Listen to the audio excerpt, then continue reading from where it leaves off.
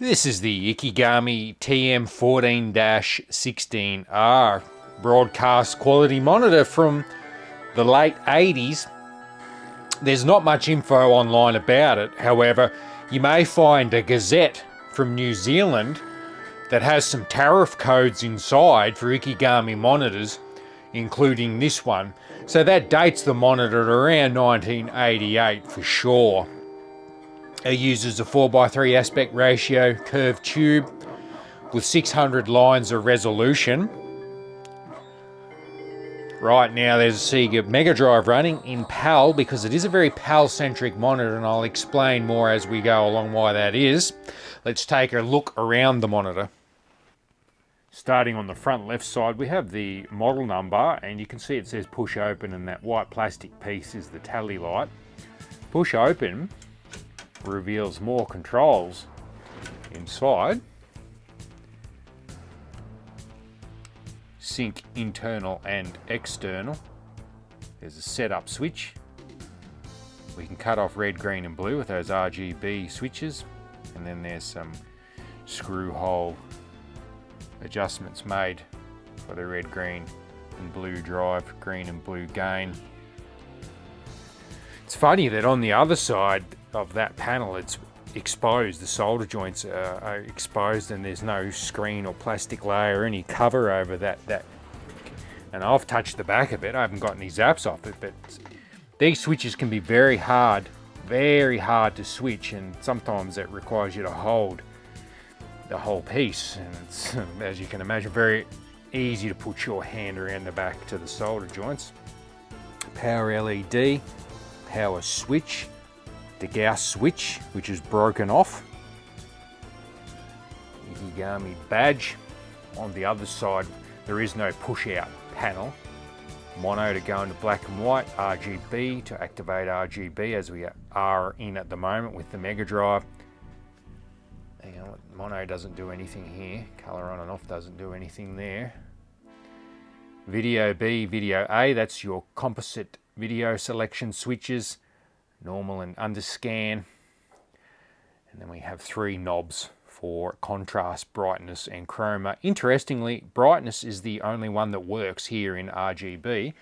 We can max it out or we can drop it to zilch. But contrast does not work in RGB on this monitor, and I have more of this particular monitor and it is the same effect, so it's not a fault in this particular one, it's just how it works in RGB. Moving to the side, metal, all metal construction, top, bottom, sides, bezel, very metallic, carry handle there as you can see, and same as the other side.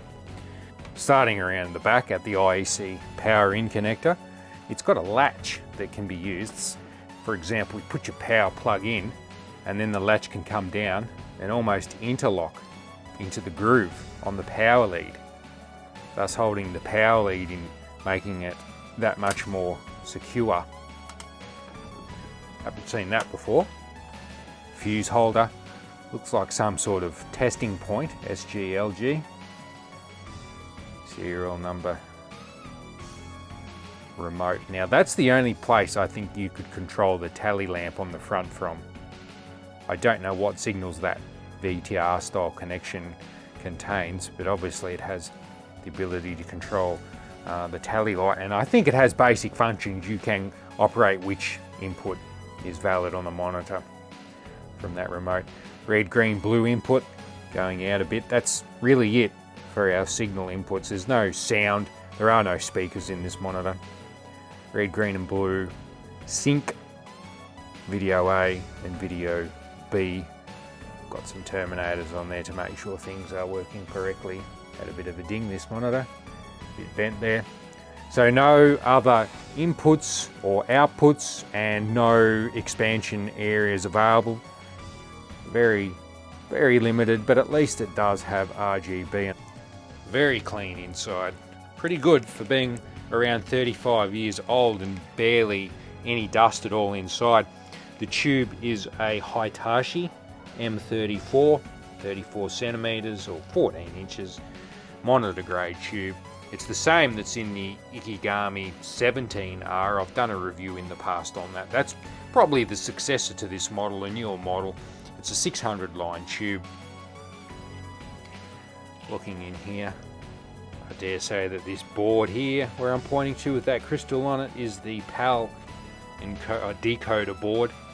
You might be able to turn this into an NTSC model by putting an NTSC card, possibly, but who really knows?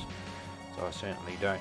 There are a number of trimmers on the board, those green squares with the orange dots.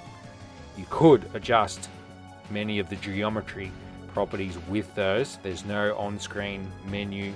There are no accessible geometry or screen adjustment knobs on the outside, so you're left with what you can do from those down on the motherboard on the chassis there.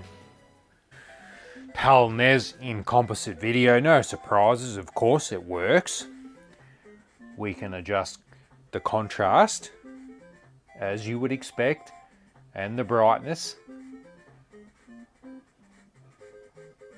and the color as well. No surprises there whatsoever. Let's test it a little bit harder with something in NTSC.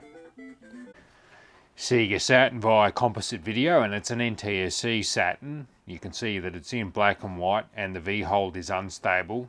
The screen is rolling vertically because it's an NTSC signal, and the monitor is only for PAL, and there's no real way around that. You may be able to get the V-hold to stabilize internally by adjusting the pot, but you'd need to do it. You'd need to revert it back to PAL again when you played via a PAL input. Let's put the Saturn into RGB and see what happens. Now the Saturn's running in RGB and the color issue has been solved, but the V-hold problem still exists, so this really is very PAL centric in its abilities. Back on the Megadrive in RGB, running at 50 Hz, this Megadrive has a switch to enable it to display in 60 Hz. However, we will get that rolling effect without adjusting a V-hold control inside the monitor, so we'll stick with 50 Hz for now. Circles are fairly circular. The grid is very square. It needs to be shifted to the right somewhat. Horizontal position needs to be tuned up.